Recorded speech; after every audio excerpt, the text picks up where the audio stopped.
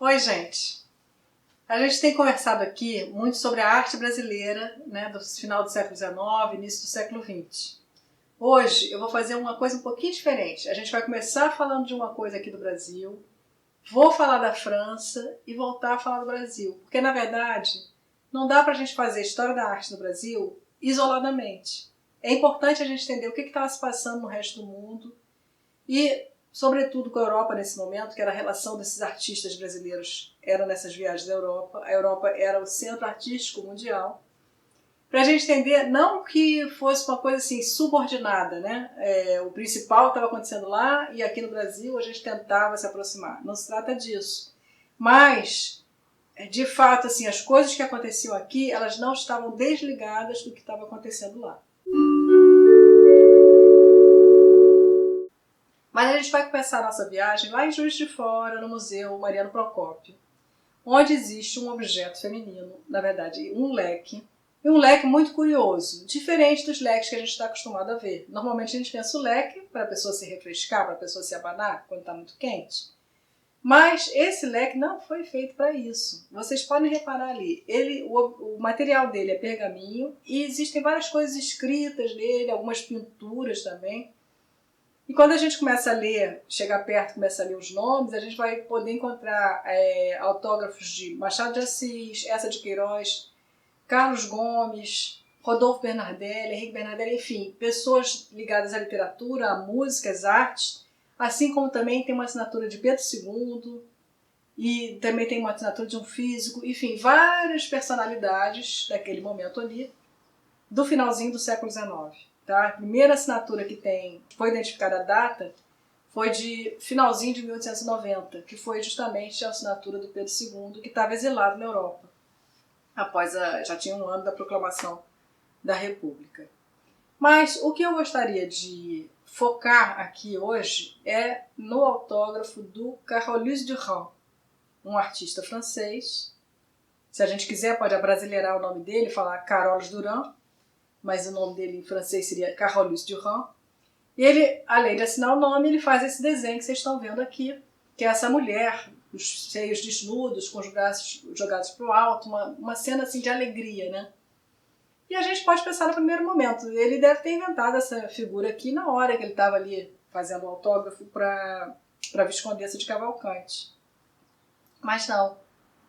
E a gente sabe que essa figura é uma figura de um quadro que ele pintou, que participou do Salão em Paris em 1889. O Triunfo de Baco, hoje em dia conhecido com esse nome, está numa coleção particular. No catálogo do Salão ele vinha apenas com o nome de Baco. O que a gente está vendo aqui nesse quadro? Várias figuras humanas ali, né? Aqui bem no meio, quer dizer, no cantinho, a gente vê o Baco, o deus da mitologia grega, sentado nesse carro, e o triunfo, que era o cortejo de vários devotos a Baco. Eles estão festejando o Baco, né? Como os rituais religiosos da Grécia Antiga. Inclusive tem essa mulher aqui caída no chão, que ela provavelmente já bebeu tanto que até já adormeceu. Tem esse casal se beijando, se abraçando. É como um verdadeiro carnaval. Esse quadro foi escolhido pelo Carolus Duran. A gente pode se questionar por que ele teria escolhido esse quadro. Porque, na verdade, quando a gente começa a ler os textos da época, lá do Salão de 1889, a gente percebe que ele foi muito criticado. Esse quadro não foi uma unanimidade. Ou, se foi uma unanimidade, foi para falar mal do quadro do Carolus Duran. Então, na verdade, esse quadro do Carolus Duran, ele recebeu muitos comentários na época. Ele recebeu tanto comentários na imprensa quanto na correspondência de artistas, como foi o caso do Van Gogh. O Van Gogh, Vincent Van Gogh, como todo mundo sabe, passou a vida escrevendo cartas para o irmão, o Theo. E numa das cartas que o Van Gogh escreve para o Theo, 3 de maio de 1889, ele fala desse quadro. É uma menção rápida, mas é interessante a gente perceber como que isso estava no assunto do momento. O Van Gogh ele não foi ao Salão de Paris, porque ele estava morando em Arles nesse momento, uma cidade no sul da França. Porém, ele estava inteirado das coisas, porque ele estava lendo jornais. Ele sabia que estava acontecendo no Salão em Paris, ele queria saber das novidades, ele queria saber quais os quadros que estão sendo comentados, quais os quadros que estão sendo elogiados, quais os que estão sendo mal falados. Ele diz ao irmão, então: tenho tido notícias sobre o Salão de 1889 pelos jornais. E uma das coisas que se diz é que tem um quadro do Carolus Duran, Triunfo de Baco, que é ruim. No entanto, diz Van Gogh, eu sempre gostei tanto de um quadro dele que é A Senhora com a Luva, que vocês podem ver aqui nessa imagem também para ter uma ideia de outro tipo de pintura do Carolus Duran. Além dessa carta de Van Gogh, eu gostaria de trazer umas críticas muito engraçadas que foram feitas num livreto, que é uma cena teatral, é um pequeno livreto contando uma cena teatral de visitantes ao salão. Quem escreveu, quem assina esse folheto é Gyp. Gyp, na verdade, era o pseudônimo de Condessa de Martelly. Então a Condessa de Martelly estava escrevendo sobre o salão dessa forma cômica, sob o pseudônimo de Gyp, e o nome do folheto dela é Bob au Salon de 1889. Bob no Salão de 1889. Bob era um personagem que era um garoto, e ele está acompanhado da mãe, do tio, de um abade, de uma mocinha da moda, de uma mocinha de quadra, enfim, ela vai descrevendo ali vários personagens, cada um. O senhor que é um dandy, o senhor que é rabugento, e esses personagens vão adentrar o salão. E assim que eles entram no salão, o senhor mais sério, mais velha guarda, vai dizer: comecemos pelo Carolus Duran, esse Baco maravilhoso. Mas ele é o único que gosta do quadro. Todos os outros personagens começam a falar: ah, não, que coisa triste, Carolus Duran caiu na mitologia, não, isso não é possível. E eles sentem saudade de um outro tipo de pintura que Carolus Duran fazia. Tem uma outra coisa, um diálogo muito curioso, que é o do Bob, né, o personagem que é o garoto, com o abade. O Bob chega para o abade e fala: senhor abade, então afinal de contas, é assim que é uma orgia? Olhando para o quadro do Carolus Duran. E o abade muito sem graça: não se trata de uma orgia, a rigor isso é um cortejo. E o Bob fala: não, isso aqui me parece mais uma orgia, repare como as pessoas estão se divertindo. Elas estão se divertindo muito, isso é uma orgia. Então, na verdade, isso tem a ver com as ideias que se fazia sobre os bacanais, né, que seriam esses festejos a Baco. A origem da palavra bacanal é de Baco, mas também da própria representação que está ali no quadro. A gente está vendo que, de fato, a representação que o Carolus Duran faz é como se fosse uma orgia. Nesse livrinho, Bob au Salon, tem também caricaturas. E vejam a caricatura que é feita sobre esse quadro. Eles pegaram fragmentos do quadro e juntaram. Então, os destaques foram esse casal se abraçando, se beijando de uma forma muito engraçada, meio, parece que eles estão dançando. E essa moça agachada, né, dobrada, que também é uma posição meio estranha. E vocês reparam então ali que a Condessa de Martelly, ela observou muito bem esses dois trechos do quadro e colocou ali de uma forma muito jocosa. Então esse tipo de comentário, provavelmente as pessoas deviam, mostra como que as pessoas reagiam a esse quadro e a outros do salão que tinham os nus femininos. E de fato aqui nesse quadro de Carolus Duran, a gente percebe toda essa representação dos prazeres sensuais, sexuais, enfim. Mas um personagem chega para todo o grupo e fala assim: não fiquem aí parados em frente a essa cena mitologiquesca. Quer dizer, ele inventa uma palavra ali para menosprezar os quadros que tratavam da mitologia. Venham ver essa bela paisagem de Tanzi. A gente não encontrou exatamente a paisagem que estava exposta lá em 89, mas aqui eu estou mostrando para vocês uma outra, para vocês terem uma ideia do tipo de paisagem então, que estava agradando a esse grupo ali dos personagens, que representam um pouco o público do salão. E um pouco mais adiante, na historinha, eles vão se deparar com um outro quadro de Damien Bouveret. Damien Bouveret é um outro pintor francês, e o quadro que eles amam de paixão é a Madonna. Então eles falam: Nossa Senhora justamente a Madonna, que coisa linda! Esse é o quadro mais belo desse salão. Fantástico! Então tem várias exclamações saindo da boca de vários personagens para elogiar esse quadro do Damien Bouveret. Vocês agora estão vendo a imagem desse quadro e percebendo então que a Madonna é a Nossa Senhora com o Menino Jesus no colo, mas a maneira como o Damien Bouveret faz essa pintura, ela não se confunde com as pinturas do passado. Ela é bem século XIX. Ele é conhecido por ter uma pegada mais mística, assim, ele mistura o naturalismo e o simbolismo. A gente percebe também uma minúcia na harmonia, assim, uma sutileza muito grande nas cores, na escolha dessas cores. Essa mulher que parece muito real, né? Como se a gente pudesse, não é uma santa, apesar que ela está ali com aquela auréola e ela tem toda há uma atmosfera espiritual aí nesse quadro, mas ao mesmo tempo a gente percebe pelas roupas, o tecido que ele coloca, como é uma mulher simples, como deve ter sido Maria. Esse quadro ele também vai ser bastante elogiado por outros críticos, né? Aí por uma crítica jornalística. Então, a gente viu até agora o comentário na carta do Van Gogh, esses comentários cômicos nesse livretinho de uma cena teatral, e agora eu queria comentar uma crítica que foi uma crítica séria, enfim, uma crítica profissional do La Fenêtre, que ele publicou na Revue des Deux Mondes, a revista dos dois mundos. Era uma das revistas mais especializadas em arte, mais respeitadas nesse momento. E o La Fenêtre vai dizer que é uma pena que o Carolus Duran, tendo escolhido esse tema mitológico, o tratou aos moldes antigos.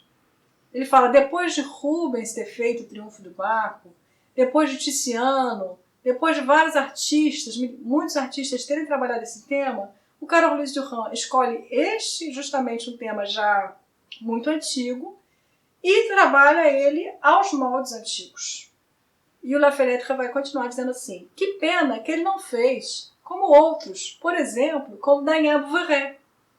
Que Daniel Bouverie faz uma Madonna, ou seja, um tema bíblico, um tema também que já foi tratado por milhares de artistas desde o Renascimento e anteriormente, na Idade Média, e, no entanto, ele faz algo novo.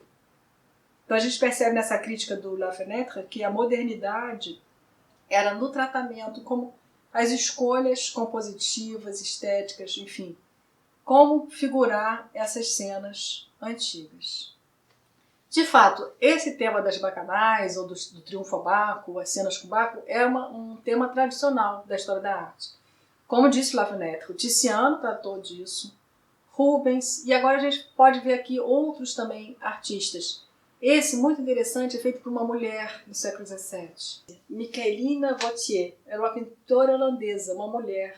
Temos também esse outro pintor, Nicolas Moyert, um quadro de 1624, e aqui eu acho bem interessante porque a composição dele lembra bastante o Carolus Duran. Quer dizer, na verdade, o Carolus Duran lembra ele, né? Porque esse aqui é um quadro do século XVII. O francês, Nicolas Poussin, esse quadro já é de 1635 a 36, então a gente vê de novo o Baco sentado no carro do triunfo, o cortejo, as pessoas festejando. Então a gente vai notando nessa sequência como há temas que se repetem, a forma, a iconografia da representação do Baco, que de fato o Carolus Duran ele respeitou essa iconografia tradicional. E eu gostaria também de mostrar um contemporâneo do Carolus Duran, que foi o Bouguereau, que fez também essa cena de Triunfo a Baco com todos os personagens que estão ali presentes também no quadro do Carolus Duran, inclusive uma mulher já totalmente embriagada, caída no chão, mesmo personagem mais ou menos do Carolus Duran. Então a gente percebe que existe essa tradição e que o Carolus Duran ele se colocou exatamente dentro dela, né? Ele não procurou nesse quadro, pelo menos assim não foi percebido pelos seus contemporâneos, algo muito de novidade. E por que o Van Gogh comentou, puxa, mas eu gostava da mulher com a luva do Carolus Duran, e por que os personagens também no Bob Salon comentam isso, que afinal de contas eles se espantam, caiu na mitologia? Por quê? O Carolus Duran ele não era conhecido por trabalhar esses temas. Ele tinha feito a sua carreira como um retratista, então ele fez vários retratos de seus contemporâneos que eram super elogiados. E aqui eu trouxe só esses três para vocês terem uma ideia de outros tipos de pintura dele. Essa de 1861, essa de 1869 e, por fim, essa de 1870. Então, nelas vocês podem perceber que são sempre personagens contemporâneos, em cenas do cotidiano, não são cenas mitológicas, não são cenas históricas, não são cenas bíblicas. Então esse era o tipo de pintura que fazia o Carolus Duran antes desse quadro aí do Triunfo de Baco. Vamos voltar agora àquela carta que o Van Gogh escreveu para o Theo. Lembra que eu li um pedacinho, quer dizer, eu comentei um pedacinho que ele escreveu na carta, aquela carta de 3 de maio de 1889, da qual ele está falando do Salão, de 1889, e que ele comentou sobre o quadro do Carolus Duran. Um pouquinho antes desse trecho, o Van Gogh disse o seguinte para o irmão: andei lendo nos jornais que há coisas boas no Salão. Escuta, meu irmão, na verdade, não devemos ser impressionistas de forma exclusiva. Se a gente percebe que há algo bom em alguma outra obra que não seja impressionista, não devemos ignorá-la. A gente deve prestar atenção em tudo que for bom. Então, essa ideia do Van Gogh, né, quando ele está escrevendo para o irmão dessa forma muito livre, nessa relação familiar, e dizendo, apesar da gente admirar os impressionistas e adotar procedimentos impressionistas e não voltar a fazer uma pintura antiga, mas não significa que apenas o que é impressionista é que é bom. Pode haver coisas boas em outras tendências. Isso é muito, muito significativo para falar desse período do século XIX, dessa arte dos salões em que havia uma multiplicidade de tendências artísticas acontecendo e uma pluralidade de ideias dos debates, né, que a gente pode ter aqui uma pequena amostra sobre o que é moderno, se tem a ver apenas com os temas, não, talvez a maneira como tratar esses temas. Então tudo isso eram ideias que estavam ali circulando e que os artistas brasileiros que iam à Europa, eles estavam absorvendo isso, eles estavam percebendo essas novidades, mas também essa diversidade. O que é muito comum na história da arte do Brasil, condenar os artistas do século XIX, dizendo que eles se mantiveram muito atrás dos artistas europeus, que eles não souberam se atualizar a tempo. Mas, na verdade, isso é pensar uma história da arte com aquelas gavetas estilísticas. Pensar que veio o neoclassicismo, depois o romantismo, depois o realismo, depois o impressionismo, como se fossem assim, coisas estanques. A gente, quando entra no mundo real, quer dizer, quando a gente vai para essas fontes, né, da imprensa, das cartas, quando a gente procura ver como que eram as exposições, a gente percebe que era uma verdadeira Babel. Assim, havia várias ideias ali pululando. E era isso que os artistas brasileiros estavam encontrando. E quando a gente vê, então, a produção dos nossos artistas, tem tudo a ver com essa visão. Voltando ao leque da Viscondessa, o leque que a gente começou a nossa conversa a partir dele, vamos voltar agora para ele. 2 artistas brasileiros, eu gostaria de falar, assinaram esse leque. Foram os irmãos Rodolfo e Henrique Bernardelli. Rodolfo Bernardelli era um escultor, Henrique Bernardelli era pintor, mas eles foram importantíssimos, tanto como artistas, como pessoas atuantes ali no Rio de Janeiro, desse período. Quando passa de Império para a República, eles foram fundamentais em movimentos que pediam a reforma da academia, as mudanças nos métodos de ensino, da arte. E a mentalidade deles tem muito a ver com essa frase ali que o Van Gogh disse: onde houver algo bom, vamos procurar usar isso de alguma forma. E me parece também que tem muito a ver com as críticas que foram feitas aos temas da mitologia, ou a maneira de tratar, uma maneira de tratar os temas bíblicos de uma forma mais moderna. Isso tem tudo a ver com a cabeça desses 2 irmãos e de outros artistas também. Mas agora eu queria só focar nos 2 e finalizar aqui mostrando algumas esculturas que vocês estão vendo agora, do Rodolfo Bernardelli, e algumas pinturas do Henrique Bernardelli. Então, essa é uma conversa que não termina aqui, né? A gente pode se ver no próximo vídeo. Se você gostou dessa nossa conversa de hoje, se inscreve aí no canal, tá legal? Obrigada! Tchau!